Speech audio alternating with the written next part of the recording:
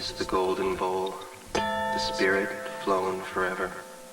Let the bell toll, a saintly soul floats on the Stygian river. And guide of ear, hast thou no tear? Weep now or nevermore. See on yon drear and rigid bier, low lies thy love, Lenore. Come, let the burial rite be read, the funeral song be sung. An anthem for the queenliest dead that ever died so young. A dirge for her, the doubly dead, in that she died so young.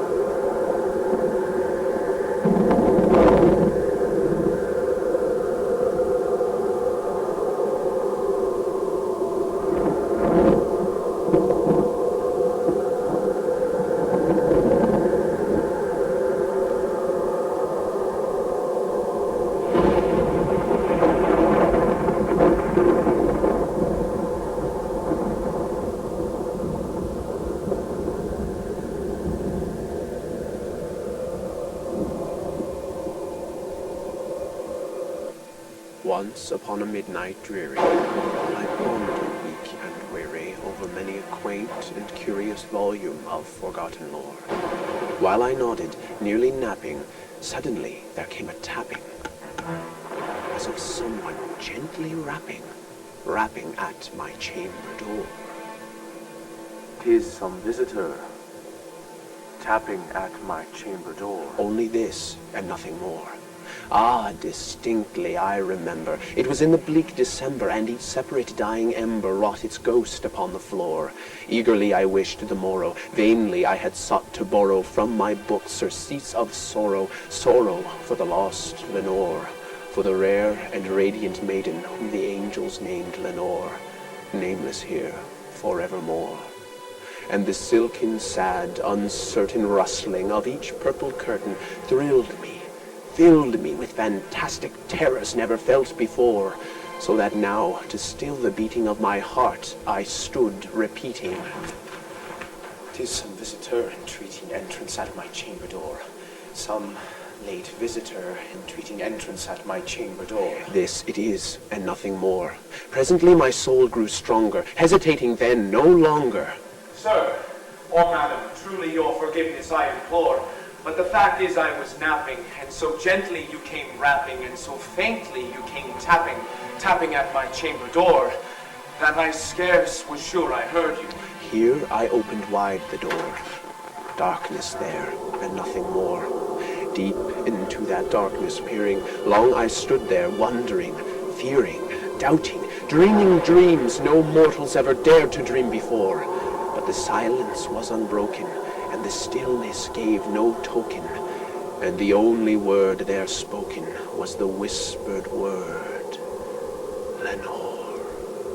This I whispered, and an echo murmured back the word, "Lenore." Merely this and nothing more. Back into the chamber turning, all my soul within me burning, soon again I heard a tapping, something louder than before. Surely that is something at my window lattice.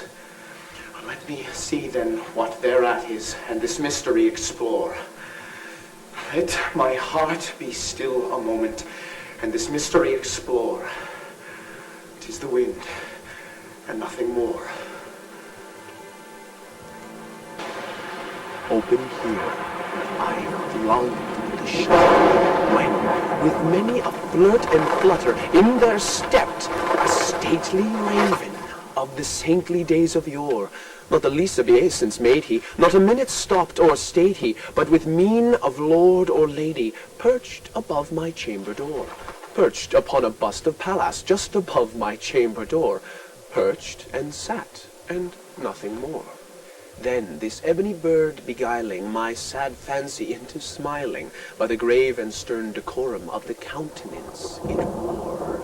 Though thy crest be shorn and shaven, thou art sure no craven, ghastly, grim and ancient raven wandering from the nightly shore, tell me what thy lordly name is on the night's Plutonian shore. Quoth the raven, Nevermore. much I marvel this ungainly fowl to hear discourse so plainly, though its answer little meaning, little relevancy bore. For we cannot help agreeing that no living human being ever yet was blessed with seeing bird above his chamber door, bird or beast upon the sculpted bust above his chamber door, with such name as Nevermore. But the raven, sitting lonely on that placid bust, spoke only that one word, as if his soul in that one word he did outpour. Nothing farther than he uttered, not a feather than he fluttered, till I scarcely more than muttered. Other friends have flown before. On the morrow he will leave me, as my hopes have flown before. Then the bird said, Nevermore. startled at the stillness broken, I reply, so aptly spoken. Doubtless what it utters is its only stock and store. Caught from some unhappy master, whom unmerciful disaster followed fast and followed faster, till his songs one burden bore, till the dirges of his hope that melancholy burden bore of nevermore. But the raven, still beguiling all my sad soul into smiling, straight I wheeled a cushioned seat in front of bird and bust and door. Then upon the velvet sinking, I betook myself to linking fancy unto fancy, thinking what this ominous bird of yore, what this grim, ungainly, ghastly, gaunt, and ominous bird of yore meant in croaking nevermore.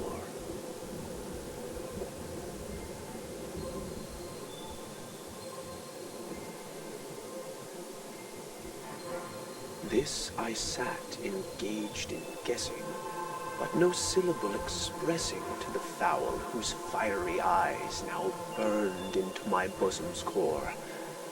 This and more I sat divining, with my head at ease reclining on the cushion's velvet lining that the lamplight gloated over, but whose velvet violet lining with the lamplight gloating over, she shall press, nevermore.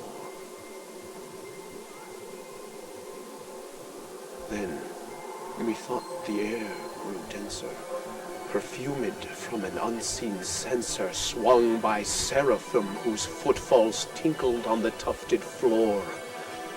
Wretch, thy God hath lent thee, by these angels he hath sent thee, respite and defend thee from thy memories of Lenore. Quaff this kind nepenthe, and forget this lost Lenore. Quoth the raven, nevermore. Prophet, thing of evil, prophet still if bird or devil, by that heaven that bends above us, by that God we both adore, tell this soul with sorrow laden, if within the distant Aden it shall clasp the sainted maiden whom the angels name Lenore, clasp the rare and radiant maiden whom the angels name Lenore. Quoth the raven, Nevermore. Be that word our sign of parting, bird or fiend! I shrieked upstarting. Get thee back into the tempest and the night's Plutonian shore. Leave no black plume as a token of the lie thy soul hath spoken. Leave my loneliness unbroken. Quit the bust above my door. Take thy beak from out my heart, and take thy foot from off my door! Quoth the raven, Nevermore. and the raven, never flitting, still is sitting, still is sitting on the pallid bust of Pallas just above my chamber door, and his eyes have all the seeming of a demon's that is dreaming, and the lamplight o'er him streaming throws his shadow on the floor, and my soul from out that shadow that lies floating on the floor shall be lifted